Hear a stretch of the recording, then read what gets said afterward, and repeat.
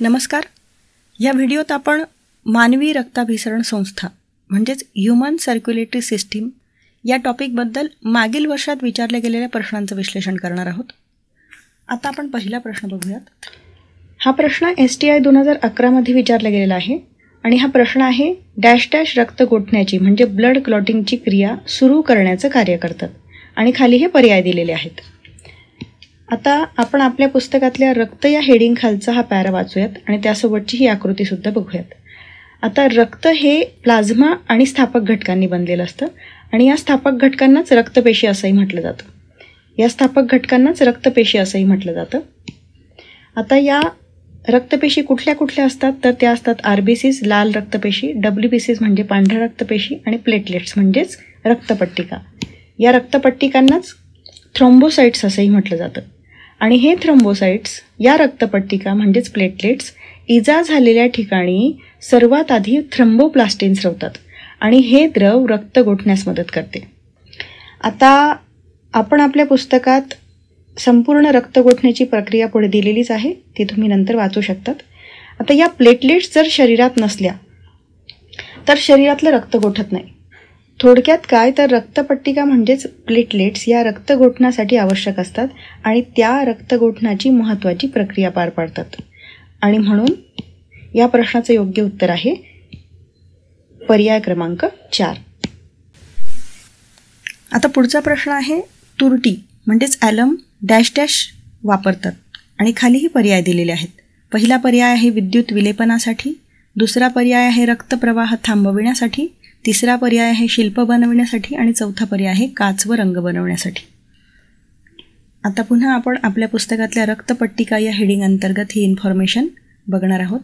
आता यापूर्वी आपण बघितलंच आहे की नैसर्गिकपणे जर शरीरात रक्त गोठायचं असेल तर त्यासाठी रक्तपट्टिका मदत करतात आणि निरोगी माणसात साधारणतः 2 ते 8 मिनिटात अशा प्रकारे रक्त गोठतं.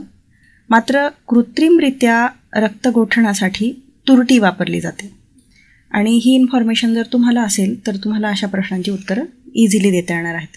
म्हणून इथे तुरटी रक्तप्रवाह थांबवण्यासाठी वापरली जाते, ब्लड क्लॉटिंगसाठी वापरली जाते आणि म्हणून या प्रश्नाचं योग्य उत्तर आहे पर्याय क्रमांक 2.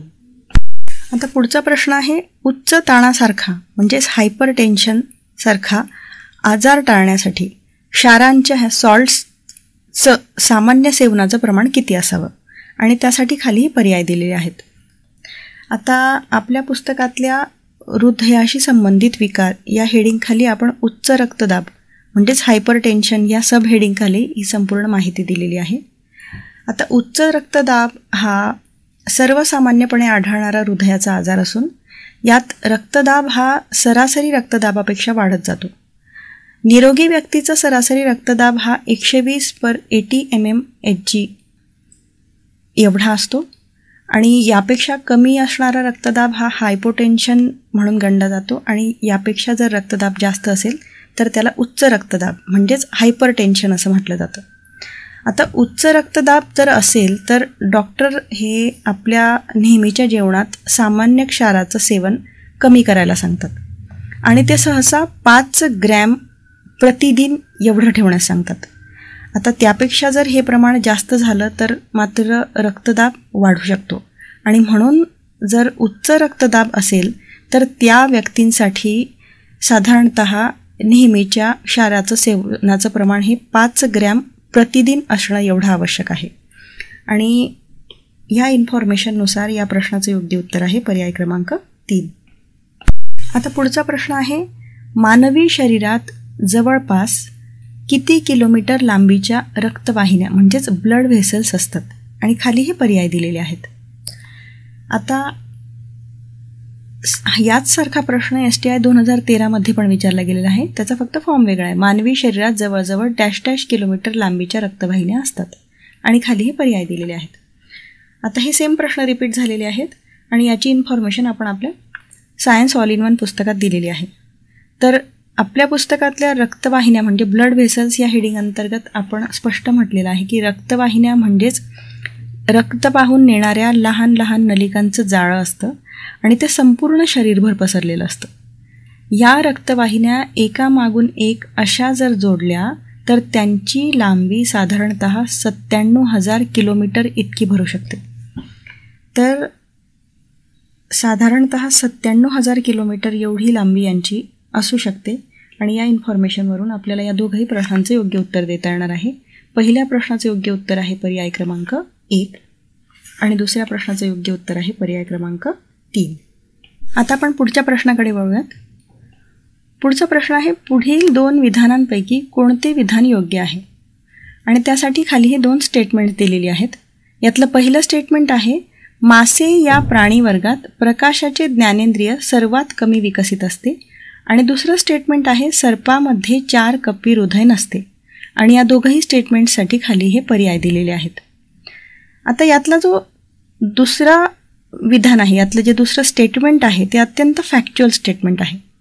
आणि या स्टेटमेंटशी संबंधित इन्फॉर्मेशन आपण आपल्या पुस्तकात दिलेली आहे.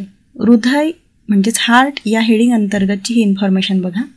यात आपण स्पष्ट म्हटलेलं आहे की मगर सोडून इतर सर्व सरीसृप प्राणी म्हणजेच साप म्हणजेच सर्प यात 4 कप्पी हृदय नसून 3 कप्पी हृदय असतं. आणि स्टेटमेंटमध्ये म्हटलेलं आहे की सर्पामध्ये 4 कप्पी हृदय नसतं. म्हणजेच हे स्टेटमेंट योग्य स्टेटमेंट आहे. तर सर्पात 4 कप्पी हृदय नसून त्यांच्यात 3 कप्पी हृदय असतं. हे आपण यापूर्वी बघितलेलंच आहे. आता उरला प्रश्न स्टेटमेंट अचा. आता लक्षावधी प्राण्यांपैकी कोणत्या प्राण्यात प्रकाशाचं ज्ञानेंद्रिय सर्वात कमी विकसित असतं असं ठरवता येणंच शक्य नाही. कारण वेगवेगळे प्राणी ज्या परिस्थितीमध्ये राहत असतात त्यानुसार त्यांच्यात वेगवेगळी वैशिष्ट्ये असतात. माशामध्ये जवळजवळ इतर प्राण्यांसारखेच डोळे असतात. शिवाय त्यांच्या डोळ्यात रॉड सेल्स आणि कोन सेल्स पण असतात. त्यामुळे हे पहिलं विधान, हे पहिलं स्टेटमेंट तितकंसं योग्य वाटत नाही. त्यामुळे हे स्टेटमेंट अयोग्य आहे असं आपण म्हणू शकतो. आणि फक्त स्टेटमेंट ब हे योग्य आहे म्हणून केवळ स्टेटमेंट ब असलेला पर्याय आहे पर्याय क्रमांक 2. म्हणून इथे पर्याय क्रमांक 2 हा योग्य पर्याय आहे असं आपण म्हणू शकतो. आता पुढचा प्रश्न आहे, पुढीलपैकी कोणते विधान योग्य आहे? आणि त्यासाठी खाली ही 2 स्टेटमेंट्स दिलेली आहेत. पहिलं स्टेटमेंट आहे, पांढऱ्या रक्तपेशी म्हणजेच WBCs म्हणजेच व्हाईट ब्लड सेल्स अस्थिमज्जेत बनतात. आणि दुसरं स्टेटमेंट आहे, पांढऱ्या पेशी म्हणजेच WBCs जीवाणूंना म्हणजेच बॅक्टेरियांना संपवतात. आणि त्यासाठी खाली हे पर्याय दिलेले आहेत. आता ही दोघं विधानं योग्य आहेत की अयोग्य आहेत हे आपल्याला इथे सांगायचं आहे. आता यापूर्वीच मी तुम्हाला म्हटले होते की रक्त हे प्लाझ्मा आणि स्थापक घटकांनी बनलेलं असतं. त्यातल्या स्थापक घटकांनाच रक्तपेशी असं म्हटलं जातं. या रक्तपेशीमध्ये लाल रक्तपेशी, पांढऱ्या रक्तपेशी आणि रक्तपट्टिकांचा समावेश होतो. यापैकी ज्या पांढऱ्या रक्तपेशी असतात त्या पांढऱ्या रक्तपेशी म्हणजेच व्हाईट ब्लड सेल्स म्हणजेच WBC यांना ल्युकोसाइट्स असंही म्हणतात. आणि या पेशी अस्थिमज्जेत तयार होतात. किंबहुना सर्व प्रकारच्या रक्तपेशी या अस्थिमज्जेत तयार असतात. आणि या सर्व पांढऱ्या रक्तपेशींचं एक महत्त्वाचं कार्य आणि वैशिष्ट्य म्हणजे या पेशी सर्व प्रकारच्या सूक्ष्मजीवांशी लढून शरीराचं संरक्षण करतात. थोडक्यात त्या शरीरात रोगप्रतिकारक शक्ती निर्माण करण्यासाठी रिस्पॉन्सिबल असतात. आणि म्हणून त्या सर्व प्रकारच्या सूक्ष्मजीवांशी म्हणजेच बॅक्टेरिया, व्हायरसेस, फंजाय आणि या प्रकारच्या सर्व आदिजीवांशी सुद्धा त्या लढून शरीराचं संरक्षण करत असतात. तर आता आपण प्रश्नाकडे वळूयात.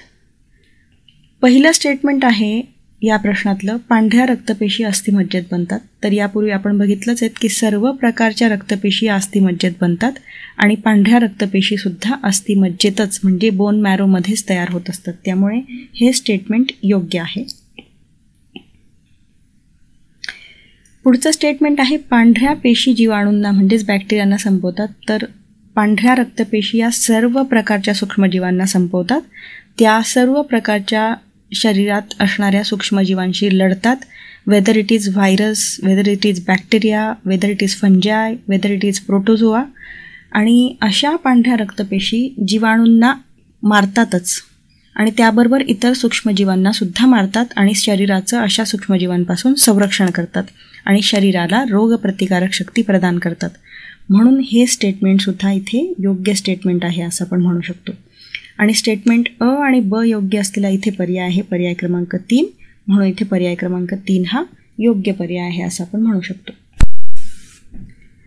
आता पुढचा प्रश्न आहे युरियाचे वहन कोण करते आणि त्यासाठी खाली हे पर्याय दिलेले आहेत. पहिला पर्याय आहे जीवद्रव्य आणि रक्त, दुसरा पर्याय आहे रक्त आणि ऑक्सिजन, तिसरा पर्याय आहे तांबड्या रक्तपेशी आणि कार्बन डायऑक्साईड म्हणजेच RBC आणि CO2, आणि चौथा पर्याय आहे पांढऱ्या रक्तपेशी आणि लाळ म्हणजेच WBC आणि सलायवा.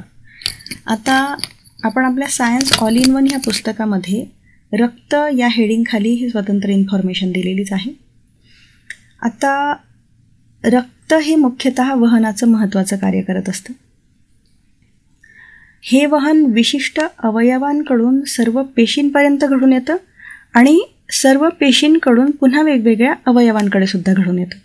म्हणजे साधारणतः पोषक तत्व ही रक्तामार्फत पेशीकडे वाहून नेली जातात आणि पेशींनी उत्सर्जित केलेले पदार्थ हे पेशीकडून उत्सर्जन संस्थेकडे वाहून नेले जातात. म्हणजे किडनीसारख्या अवयवांकडे वाहून नेले जातात आणि किडनी पुन्हा या सर्व पदार्थांचं शरीराबाहेर निस्सरण करते. आता प्लाझ्मामध्ये साधारणतः ammonia, urea, uric acid, creatine, creatinine यासारखे उत्सर्जित पदार्थ असतात जे पेशीकडून उत्सर्जन संस्थेकडे वाहून नेले जातात. आणि प्लाझ्मा हा रक्ताचाच भाग आहे. म्हणजेच युरियाचं वहन रक्त आणि त्यातील प्लाझ्मा, रक्त आणि त्यातील प्लाझ्मा या दोघांमार्फत घडून येतं असं आपण इथे म्हणू शकतो. आणि म्हणूनच या प्रश्नाचं योग्य उत्तर आहे जीवद्रव्य आणि रक्त म्हणजेच प्लाझ्मा आणि ब्लड हे दोघंही मिळून युरियाचं वहन घडून आणतात. आणि म्हणून इथे पर्याय क्रमांक 1 हा योग्य पर्याय आहे असं आपण म्हणू शकतो. आता पुढचा प्रश्न आहे कोणत्या प्राण्याचे हृदय सर्वात मोठे असते आणि त्यासाठी खाली हे पर्याय दिलेले आहेत. आता आपल्या पुस्तकात आपण याच्याशी संबंधित या पॅरामध्ये ही इन्फॉर्मेशन दिलेली आहे. सर्व प्राण्यांमध्ये देवमासा या प्राण्याचे हृदय सर्वात मोठे असते आणि जमिनीवर राहणाऱ्या प्राण्यांमध्ये मात्र जिराफ या प्राण्याचं हृदय सर्वात मोठं असतं. आता हा अत्यंत फॅक्च्युअल प्रश्न आहे, त्यामुळे अशा इन्फॉर्मेशन्सवरून तुम्हाला या प्रश्नाचं इझिली उत्तर देता येणार आहे. आणि इथे एक गोष्ट तुम्हाला लक्षात ठेवायची आहे की मल्टिपल चॉईस क्वेश्चन सॉल्व करताना आपल्याला मोस्ट ॲप्रोप्रिएट पर्याय शोधायचा असतो आणि म्हणून इथे मोस्ट ॲप्रोप्रिएट पर्याय आहे पर्याय क्रमांक 4. आता पुढचा प्रश्न आहे सामान्य लाल रक्तपेशींचा आकार कसा असतो आणि त्यासाठी खाली हे पर्याय दिलेले आहेत. आता आपल्या पुस्तकात लाल रक्तपेशी या हेडिंग अंतर्गत आपण ही इन्फॉर्मेशन दिलेलीच आहे की लाल रक्तपेशी या गोलाकार असतात आणि द्विअंतर्वक्री म्हणजेच बायकॉन्व्हेकेव्ह असतात. आणि या इन्फॉर्मेशनवरून आपल्याला या प्रश्नाचं उत्तर इझिली देता येणार आहे. आणि या प्रश्नाचं उत्तर आहे पर्याय क्रमांक 3 द्विअंतर्वक्री म्हणजेच बायकॉन्व्हेकेव्ह, म्हणून इथे पर्याय क्रमांक 3 हा योग्य पर्याय आहे. आता पुढचा प्रश्न आहे बंडल ऑफ हिसचे जाळे आणि खाली हे पर्याय दिलेले आहेत. यातला पहिला पर्याय असा आहे संपूर्ण हृदयात पसरलेल्या मज्जातंतूंचे असते, दुसरा पर्याय आहे संपूर्ण हृदयात पसरलेल्या स्नायुतंतूंचे असते, तिसरा पर्याय आहे फक्त हृदयातील जवनिका म्हणजेच व्हेंट्रिकल्समध्ये पसरलेल्या स्नायुतंतूंचे असते आणि चौथा पर्याय आहे हृदयातील जवनिकांमध्ये पसरलेल्या मज्जातंतूंचे असते. आता आपल्या सायन्स ऑल इन वन या पुस्तकात हृदयाचे स्नायू म्हणजेच conduction system of the heart या हेडिंगखाली आपण हा स्वतंत्र पॅरा दिलेला आहे आणि त्याचसोबत ही फिगरसुद्धा दिलेली आहे. आता या फिगरमध्ये आपण बघणार आहोत इथे एक्झॅक्टली आपण SA नोड, AV नोड आणि बंडल ऑफ हिसची नेमकी पोझिशन दाखवलेली आहे. शिवाय तुम्ही याच चॅप्टरमधल्या मानवी हृदय या आकृतीखालचा हा QR कोड जर स्कॅन केला तर तुम्हाला याच्याशी संबंधित 3D रोटेटिंग डायग्रामसुद्धा तुमच्या मोबाईलवर दिसणार आहे. आणि एकूणच ह्या आकृतीवरून आणि तुम्ही बघितलेल्या व्हिडिओवरून तुम्हाला हे लक्षात येणार आहे की AV नोडपासून साधारणतः हे स्नायूचे तंतू पुढे बंडल ऑफ हिसपर्यंत जातात आणि त्यानंतर ते इथे लहान लहान तंतूंच्या स्वरूपात संपूर्ण हृदयाच्या व्हेंट्रिकलकडे पसरतात. आता इथे तुम्हाला एक्झॅक्टली AV नोड आणि बंडल ऑफ हिसची पोझिशन दिसणार आहे. तर हे बंडल ऑफ हिस जे असतं ते साधारणतः या व्हेंट्रिकल्समध्ये असतं आणि हे स्नायुतंतू जे असतात ते सर्व स्नायुतंतू हृदयाच्या या सर्व कप्प्यांचं तालबद्ध आकुंचन आणि प्रसरण घडवून आणत असतात आणि ते कुठे स्थित असतात तर हृदयामध्ये, आणि त्यातल्या त्यात बंडल ऑफ हिस हे वेंट्रिकल्समध्ये म्हणजेच जवनिकांमध्ये म्हणजेच निलयांमध्ये स्थित असतात. तर इथे एक गोष्ट तुम्ही लक्षात ठेवायची आहे की व्हेंट्रिकल्सलाच मराठीत जवनिका आणि निलये हे 2 पर्यायी शब्द उपलब्ध आहेत आणि म्हणूनच एकदा मराठीत प्रश्न वाचल्यानंतर तुम्हाला तो पुन्हा इंग्लिशमध्ये वाचायचा आहे, म्हणजे तुमचं कन्फ्युजन होणार नाही. आता आपल्याला इथे एक गोष्ट लक्षात आलेली आहे की बंडल ऑफ हिस हे व्हेंट्रिकल्समध्ये असतं, म्हणजे या निलयांमध्ये असतं, म्हणजेच या जवनिकांमध्ये असतं, जवनिकांच्या मध्यभागी असतं. आणि आता आपण प्रश्नाकडे वळणार आहोत. प्रश्न आहे बंडल ऑफ हिसचे जाळे आणि पर्याय क्रमांक 3 जो आहे तो फक्त हृदयातील जवनिका म्हणजे व्हेंट्रिकल्समध्ये पसरलेल्या स्नायुतंतूंचं असतं असा आहे आणि हा इथे योग्य पर्याय आहे. पर्याय क्रमांक 4 मध्ये सुद्धा हृदयातील जवनिकांमध्ये पसरलेल्या मज्जातंतूंचं ते जाळं असतं असं म्हटलंय, पण ते मज्जातंतूंचं जाळं नसून ते स्नायुतंतूंचं जाळं असतं, हे तुम्ही इथे लक्षात घ्यायला हवं. म्हणून या ठिकाणी पर्याय क्रमांक 3 हा योग्य पर्याय आहे असं आपण म्हणू शकतो. आता पुढचा प्रश्न आहे blood group was discovered by, म्हणजेच रक्तगटाचा शोध कोणी लावला होता, आणि त्यासाठी खाली हे पर्याय दिलेले आहेत. आता आपल्या सायन्स ऑल इन वन या पुस्तकात आपण रक्तगट म्हणजेच ब्लड ग्रुप हेडिंग अंतर्गत हा स्वतंत्र पॅरा दिलेला आहे आणि यात आपण स्पष्ट म्हटलेलं आहे की ABO रक्तगट हा सन 1900 मध्ये शोधला गेला आणि त्याचा शोध कार्ल लँडस्टॅनियर यांनी लावला. तर ABO रक्तगटाचा शोधसुद्धा कार्ल लँडस्टॅनियर यांनी लावला होता आणि RH रक्तगटाचा शोधसुद्धा ते आणि त्यांच्या साथीदारांनी लावलेला होता. थोडक्यात रक्तगटाचा शोध कार्ल लँडस्टॅनियर यांनी लावलेला असल्यामुळे इथे पर्याय क्रमांक 3 हा योग्य पर्याय आहे असं आपण म्हणू शकतो. आता पुढचा प्रश्न आहे what is the normal blood volume in human adult, म्हणजेच मानवातील सामान्य रक्त आकारमान, आणि खाली हे पर्याय दिलेले आहेत. आता आपल्या पुस्तकातली ही माहिती बघा. इथे कार्डियाक आउटपुट या हेडिंग अंतर्गत आपण ही इन्फॉर्मेशन दिलेली आहे आणि यात स्पष्ट म्हटलेलं आहे की 1 मिनिटाला हृदयाने बाहेर फेकलेले रक्त, 1 मिनिटाला हृदयाने बाहेर फेकलेलं रक्त म्हणजे कार्डियाक आउटपुट होय. निरोगी व्यक्तीत 1 मिनिटाला 72 ठोके म्हणजेच हार्टबीट्स पडतात आणि एका ठोक्याला सुमारे 72 ml रक्त हे बाहेर फेकलं जातं. याला स्ट्रोक व्हॉल्यूम असं म्हणतात. म्हणजेच काय तर 72 ठोक्यांना 5040 ml एवढं रक्त एका वेळी बाहेर फेकलं जातं. थोडक्यात 1 मिनिटाला जवळजवळ 5 लिटर रक्त हृदयाकडून शरीराकडे फेकलं जातं असं आपण म्हणू शकतो आणि म्हणून इथे पर्याय क्रमांक 3 हा योग्य पर्याय आहे असं आपण म्हणू शकतो. आता पुढचा प्रश्न आहे the human bodies largest blood vessel is, म्हणजे मानवी शरीरातील सर्वात मोठी रक्तवाहिनी, आणि खाली हे पर्याय दिलेले आहेत. आता आपल्या पुस्तकातल्या या हृदयाच्या फिगरवरून सुद्धा तुम्हाला या अशा प्रश्नांचं उत्तर देता येणार आहे. मानवी हृदय या हेडिंगखाली आपण ही फिगर दिलेली आहे आणि यात आपण स्पष्ट दाखवलेलं आहे की डाव्या निलयामधून निघणारी ही जी मोठी धमनी शरीराच्या प्रत्येक भागाकडे रक्त वाहून नेते त्या धमनीला महाधमनी असं म्हणतात. महाधमनी म्हणजे सगळ्यात मोठी धमनी, आणि म्हणून या प्रश्नाचं योग्य उत्तर आहे पर्याय क्रमांक 2. आता पुढचा प्रश्न आहे ब्लड ग्रुप AB हॅज, म्हणजे AB या रक्तगटात डॅश डॅश असतात आणि खाली हे 4 पर्याय दिलेले आहेत. आता आपल्या पुस्तकात आपण हा स्वतंत्र चार्ट दिलेला आहे रक्तगटाच्या हेडिंग अंतर्गत आणि यात आपण स्पष्ट म्हटलेलं आहे की AB रक्तगटाच्या ज्या व्यक्ती असतात त्यांच्या RBCवर A आणि B हे दोघंही अँटीजन्स असतात. त्यांच्या प्लाझ्मामध्ये मात्र कुठल्याही अँटीबॉडीज नसतात. ते AB या व्यक्तीला रक्त देऊ शकतात आणि रक्त कुणाकडूनही घेऊ शकतात. आता बघा या इन्फॉर्मेशनवरून तुम्हाला या प्रश्नाचं योग्य उत्तर देता येणार आहे. आता AB हा रक्तगट असणाऱ्या ज्या व्यक्ती असतात त्या व्यक्तींच्या रक्तामध्ये अँटीजन A आणि B हे दोघंही असतात, मात्र त्यांच्या प्लाझ्मामध्ये कुठल्याच अँटीबॉडीज नसतात आणि कुठल्याच अँटीबॉडीज नसतात हा पर्याय इथे उपलब्ध असल्यामुळे इथे पर्याय क्रमांक 2 हा योग्य पर्याय आहे असं आपण म्हणू शकतो. आता पुढचा प्रश्न आहे खालीलपैकी कोणती परिस्थिती दुसऱ्या गर्भासाठी धोकादायक असेल, आणि खाली हे पर्याय दिलेले आहेत. आता आपल्या पुस्तकातल्या RH इनकॉम्पिटेबिलिटी या हेडिंग अंतर्गतचा हा स्वतंत्र पॅरा आणि ही आकृती बघा. यात स्पष्ट म्हटलेलं आहे की RH निगेटिव्ह स्त्रीचा RH पॉझिटिव्ह पुरुषाशी विवाह झाला आणि त्यांना होणारं पहिलं अपत्य जर RH पॉझिटिव्ह असलं तर ते मातेच्या गर्भाशयातून बाहेर पडण्यास कुठलीही अडचण येत नाही. पण त्यावेळी बाळाच्या शरीरातील RH पॉझिटिव्ह अँटीजन विरुद्ध आईच्या शरीरात अँटीबॉडीज तयार होऊ लागतात.